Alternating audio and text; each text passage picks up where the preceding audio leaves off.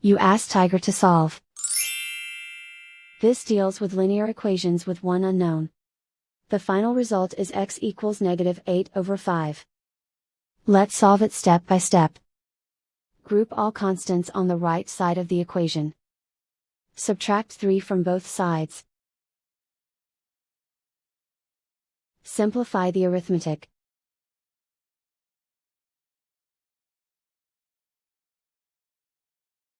Isolate the x. Divide both sides by -5. Cancel out the negatives. Simplify the fraction. Move the negative sign from the denominator to the numerator. And so the final result is x equals -8/5.